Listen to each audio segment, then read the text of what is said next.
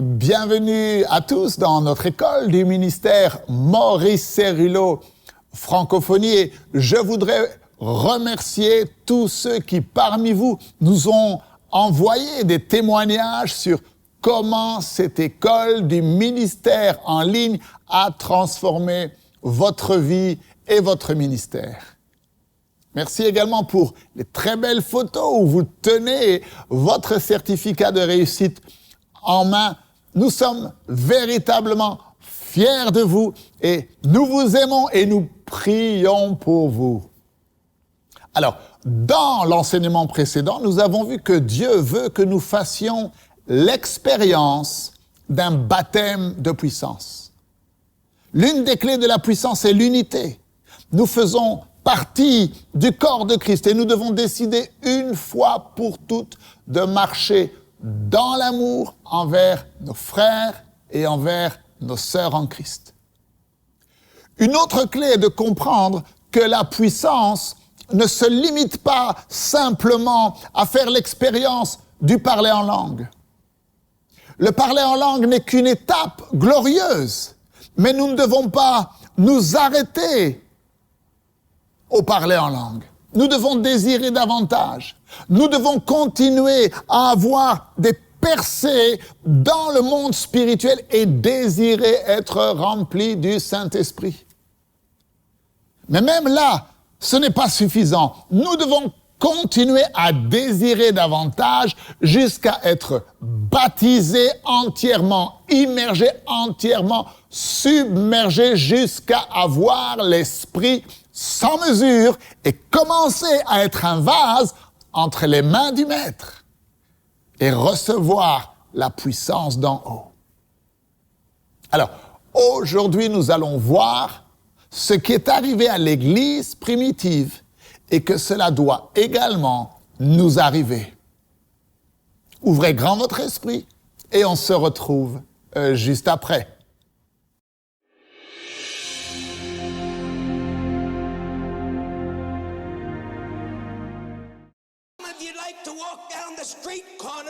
Combien d'entre vous, vous aimeriez marcher dans la rue et avoir une centaine de personnes sauvées?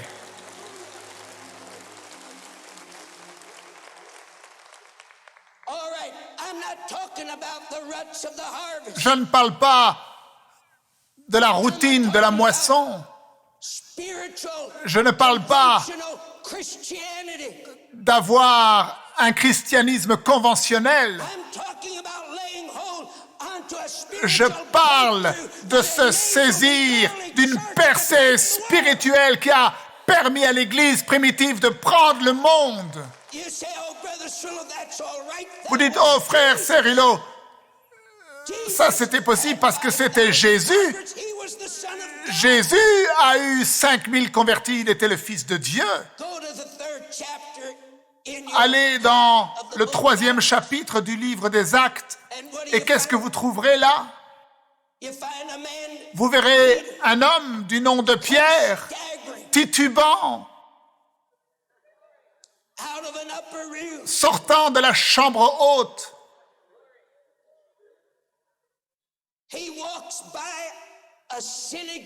Il marche devant une synagogue et il était passé devant cette synagogue depuis de nombreux jours et là se trouvait un homme alité depuis sa naissance et chaque jour il devait détourner le regard parce qu'il ne pouvait rien faire d'autre que de donner quelques pièces par pitié.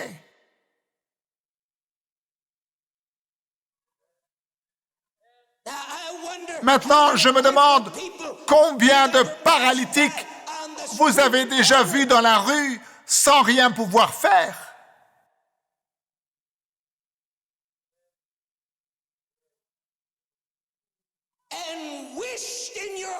Et vous désiriez pourtant dans votre cœur pouvoir faire davantage que de simplement montrer un petit peu de sympathie.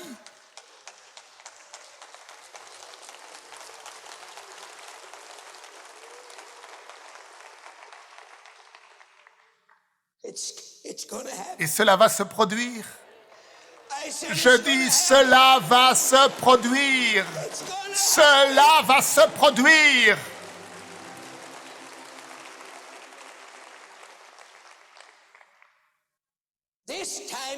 Cette fois-ci, Pierre n'a pas dû détourner le regard dans un élan de sympathie, mais il s'est tourné vers cet homme et il a dit, je n'ai ni argent ni or, j'aimerais pouvoir te donner de l'argent, mais je n'ai rien à te donner, mais j'ai quelque chose de différent cette fois-ci.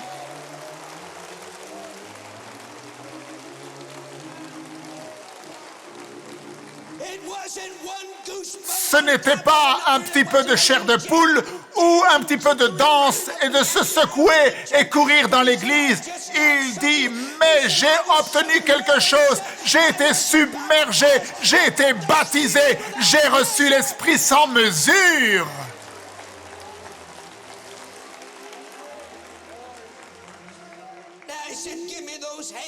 Alors il a dit, maintenant donne-moi ta main. Donne-moi ta main. Il a dit, donne-moi ta main. Il a dit, donne-moi ta main.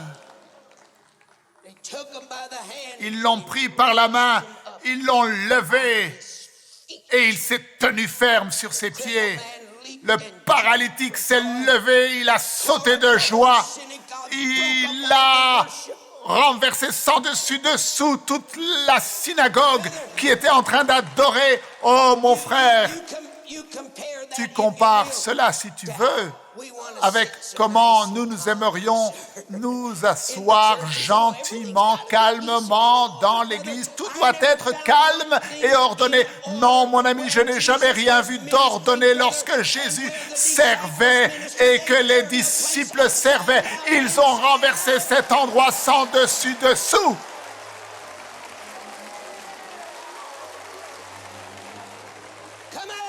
Oui ou non? Beaucoup d'entre nous, nous pourrions utiliser cela et renverser sans dessus-dessous les endroits où nous servons le Seigneur.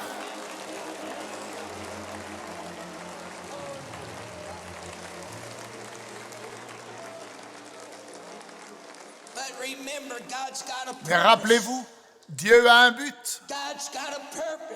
Dieu a un but. Dieu a un but. Rappelez-vous le but pour lequel Jésus est venu.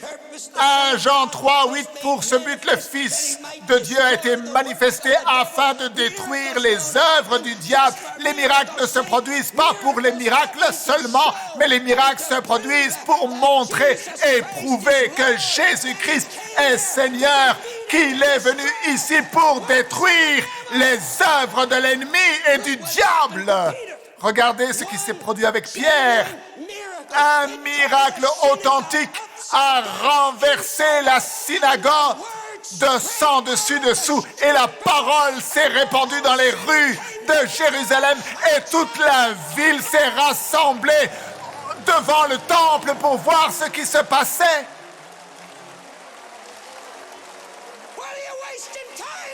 Alors pourquoi est-ce que tu perds ton temps à d'autres choses?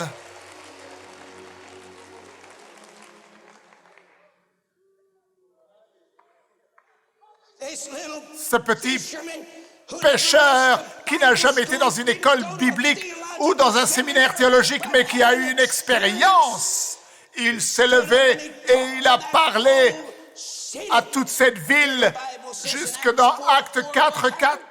Écoutez ce qui s'est passé. Oh, je vous aime. Écoutez ce qui s'est passé. Ce qui est arrivé à Pierre, ce qui est arrivé à ses disciples, doit se produire dans nos vies.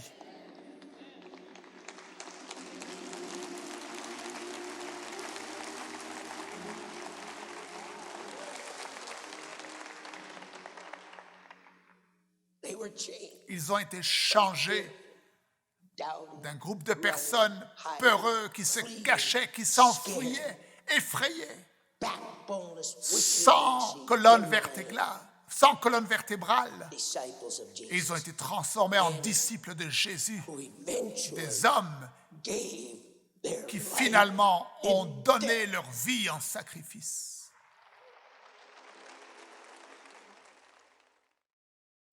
Nous n'avons plus besoin de chercher des excuses pour notre manque de puissance. Vous et moi, nous sommes dans un voyage spirituel qui nous conduit dans une expérience spirituelle de laquelle nous sortirons changés, tout comme Pierre fut changé, de quelqu'un qui s'est enfoui de la croix en quelqu'un qui a dit « Ce que j'ai, je te le donne, au nom de Jésus-Christ de Nazareth, lève-toi et marche. » S'il vous plaît, faites cette prière à Dieu avec moi maintenant. Père, je veux faire la même expérience que celle que tu as donnée à l'Église primitive. Quel que soit le prix à payer, quels que soient les sacrifices à consentir, Seigneur, utilise ma vie pour faire la démonstration que Jésus est le Fils du Dieu vivant et qu'il est venu sur cette terre afin de détruire les œuvres du diable. Alors si c'est le cri de votre cœur, eh bien soyez prêts à faire une expérience surnaturelle avec Dieu. Je vous dis à la prochaine fois, ne manquez surtout pas la suite de ces enseignements. Merci de partager, de parler autour de vous des vidéos disponibles sur Maurice Cerullo Francophonie. Que Dieu vous bénisse. Et n'oubliez pas, la francophonie appartient à Jésus. À très bientôt pour un prochain enseignement avec le Dr Cerullo. La francophonie appartient à Jésus. Pour toute information, rendez-vous sur www.mcwe.fr.